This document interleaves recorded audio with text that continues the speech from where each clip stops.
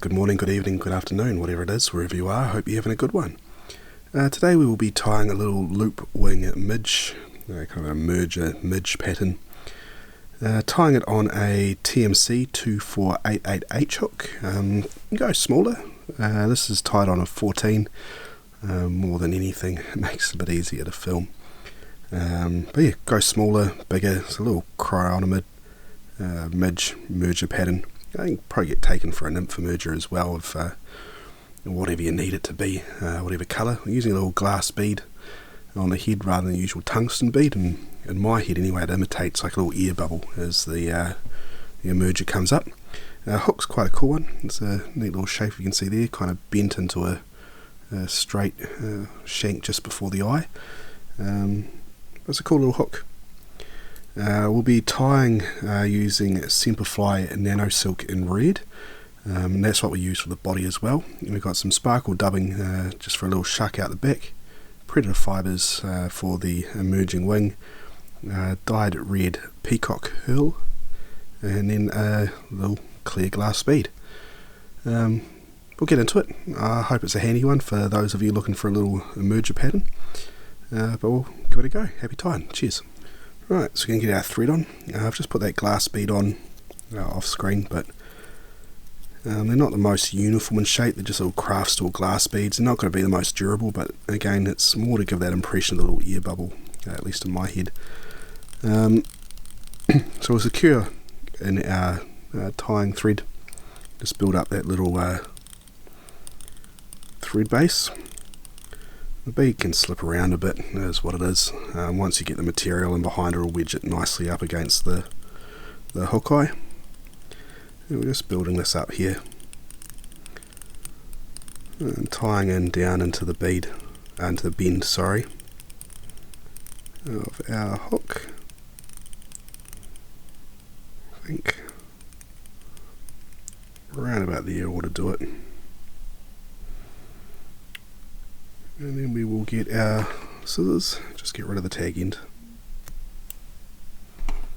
We'll move on to our shuck. Right, for the shuck, just using some sparkle dub. Just gives a little bit of sparkle. And we're just going to tie this in and try to keep it on top of the hook as much as you can. It's just going to want to misbehave a little bit sometimes, but a little pinch wrap can solve that. Just got it secured in there, just get rid of that tag end, and then we'll just tie it in on top.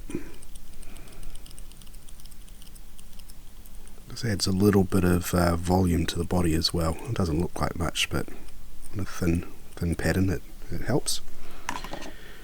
And then for the shuck, we'll just pull it out as far as you want. I usually just do about an eye and a half's length. Just snip it off and we can tie in the ribbing. Right, for our ribbing we're using 0.1mm red Semperfli tying wire, and just secure that in along the body. There's nothing too fancy or out there as far as technique goes with this one. Just want to secure it in, and we're just going to build up that body with our thread. Try to get it as much as you can, nice sort of tapered body. So go back and forward as you need to. If you want more contrast in your ribbing, you can always use a darker colour, or a copper, black, purple, whatever you want really. But as you can see, there's a very red theme going on with this one, so we'll just stick with the red. A bit harder to see on the camera, but hopefully it's showing up. But it just gives that segmentation that you see on the bodies of midges. And we'll just bring that up to there, tie it in. And this 0.1mm is great. It's just snap it off instead of having to bust your scissors or spend time trying to helicopter it off. But next up we'll move on to the predator fibres to tie in the wing. Right, for our wing we're using predator fibres. This one's in silver baitfish. Again, like anything, use whatever colour you want. And I've just grabbed off a couple inches, which is usually good for a few different patterns. Well, a few patterns of this, or whatever other you're doing, but we'll just secure that in on top. Get rid of the little tag in there. And we'll just leave that hanging out the back ready for when we've tied in our peacock. Alright, next up is our Peacock Herl, and this is dyed red. You can still see a lot of that green shining through.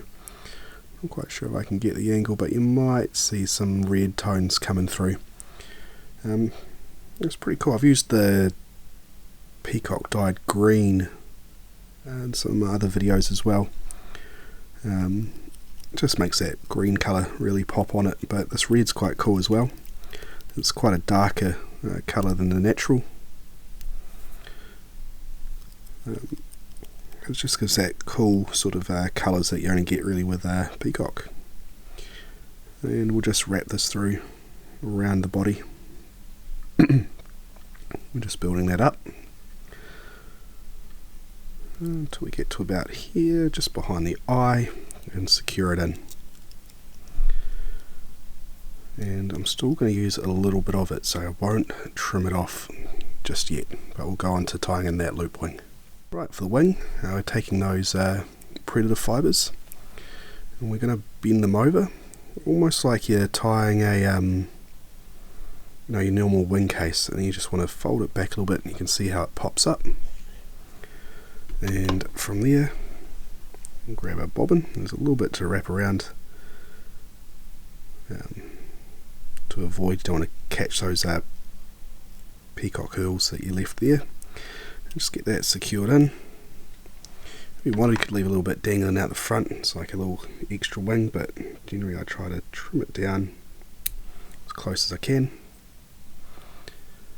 Just get that fixed up a bit. And just any loose ones you can get rid of if you want to as well, and then we'll move on to the last step. Right, and finally I like to just put a couple wraps of this peacock again around the front of it.